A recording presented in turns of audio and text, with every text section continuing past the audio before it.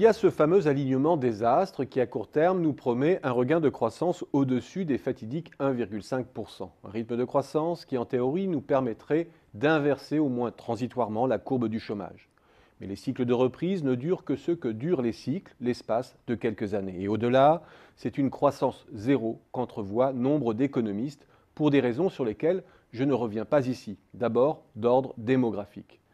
Peut-être cette idée fera-t-elle sourire a posteriori. Mais pour l'heure, c'est une hypothèse qu'il faut prendre au sérieux. Cette hypothèse nous condamne-t-elle pour autant à un chômage de masse persistant? Ou peut-on réduire le chômage même dans un contexte de croissance zéro? Il faut, pour répondre à cette question, prendre en compte notre situation démographique spécifique. Un début de stabilisation de la population en âge de travailler, après 2015.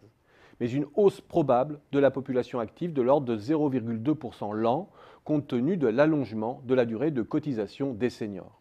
Durant la crise, cette hausse était de 0,4%. Autrement dit, il aurait fallu une croissance de l'emploi de 0,4% pour stabiliser le chômage. L'emploi a en fait baissé de 0,1% tous les ans sur fond de croissance quasi zéro sur 7 ans.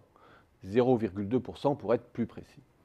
Compte tenu de la donne démographique, il faudra donc à minima une hausse de 0,2% de l'emploi pour stabiliser le chômage à l'avenir.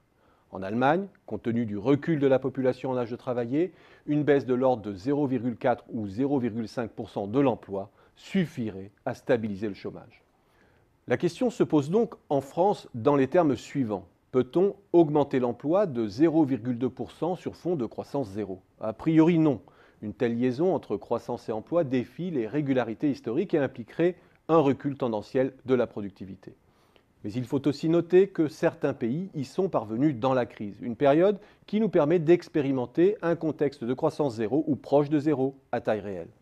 L'Allemagne, qui avec un rythme moyen de croissance de 0,5% l'an depuis le début de 2008, est parvenue à accroître son emploi au rythme de 0,7% l'an.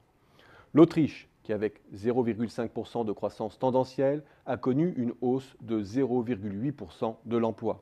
Le Royaume-Uni, enfin, avec 0,4% de croissance tendancielle du PIB et 0,6% de progression de l'emploi. La Suède n'est pas loin de l'objectif, avec 0,8% pour le PIB et 0,6% pour l'emploi. Des performances qui défient les régularités que j'ai mentionnées plus haut. Si l'on s'appesantit néanmoins sur les exceptions allemandes et autrichiennes, il ne faut pas longtemps pour repérer que la durée du travail par personne employée a reculé au rythme de 0,7% l'an pour le premier pays et de 1,1% pour le second. Le partage du travail a fait son œuvre. La référence est moins exemplaire qu'il n'y paraît et le fractionnement de l'emploi sur les mini-jobs sont la clé explicative principale de leur trajectoire atypique.